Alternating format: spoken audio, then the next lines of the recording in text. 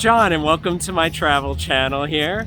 Today we are going on a wine train to explore the Delaware River a little bit on the New Jersey side, but in the meantime we're checking out this farmers market here in Easton, Pennsylvania.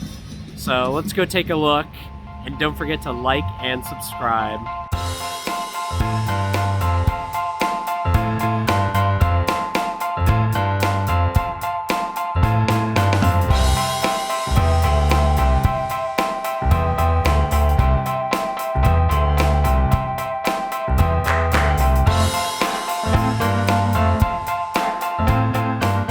Alright, I got this falafel at the Middle Eastern tent here at the market, and it's really good. It has some cool spices or tzatziki sauce mixed in with it, so it tastes delicious. They have a lot of different tents here, also a band playing some of the old hits, and it's a really beautiful day here over the river, as well as you can see some of the bridges. So it's a very cool vibe that you have here at the market, but we're going to continue on the way here.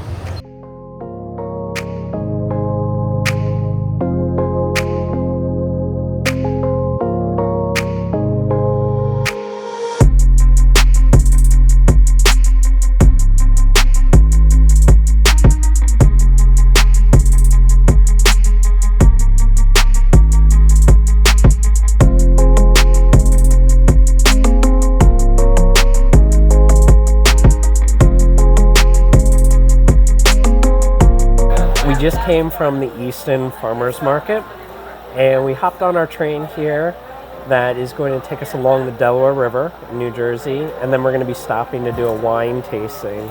So first, let's kind of enjoy the scenery and sit back and relax.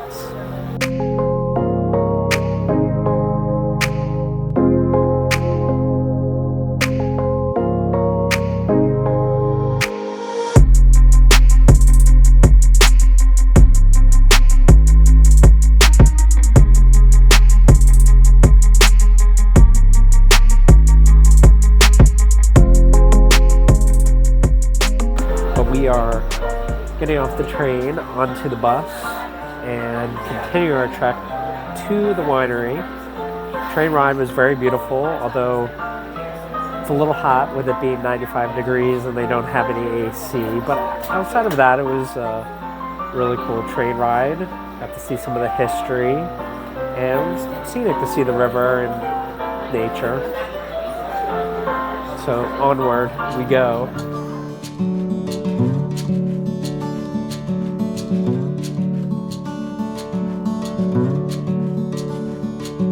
Alrighty, so as you can imagine, the vineyard is a lot of work. I said we have 10 acres and we have 8 varieties, and the reason for the varieties is we make blends.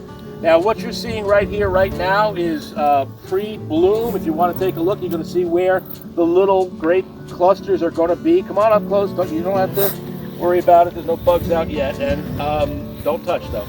All those little clusters you see, and they kind of look like grapes, that's going to open up and bloom. And the male and the female parts are right there. We don't rely on bees to pollinate, they self-pollinate. And that'll happen in about a week or less. My guys first had to cut this all out, and to get it to this, just so you know, this took 24 man-weeks of labor. Get your brain around that. 4 guys, 6 weeks, just to get it like this, and it's just the beginning. If I left this alone, it would be a bush this big on both sides. Come down the row with the sprayer, it's not going in. You're going to have happy molds in the middle, and that's not good. It'll kill the vine eventually.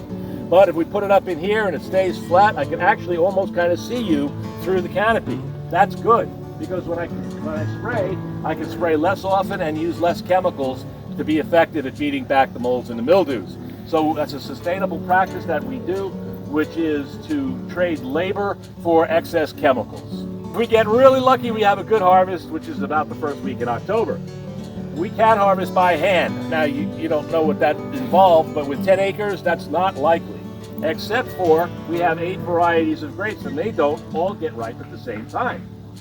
So we can harvest by hand, which provides tremendous quality advantage to us. We'll talk about that when we get to the winemaking part of the tour. You see that big tent back there? Tables and chairs for everybody. Here comes another one of those transitions, so let's go. All right, we stopped at the winery, which is called Villa Milagro, and our tour guide was the owner, and his wife was there. He's very engaging. They also the winemaker. The wife is the winemaker, yes. Important. She's one of 3 in all of New Jersey. Yeah, she's one of 3 females that are winemakers in New Jersey, and they have 10 acres. They grow white and red wine, and they have a huge German shepherd named Pancho.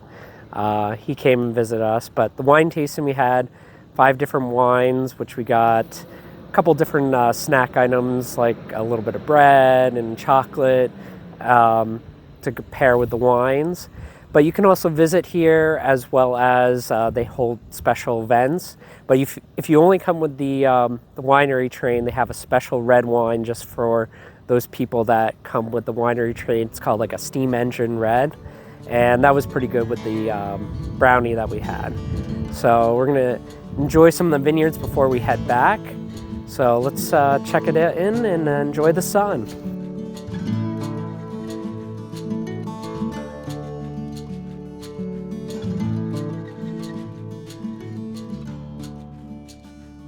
We finished up our winery tour and scenic train ride, and the winery, I think, was the biggest highlight for us.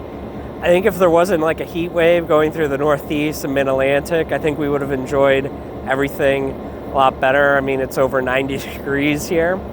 So we're gonna try to find a little shade and have a little ice cream.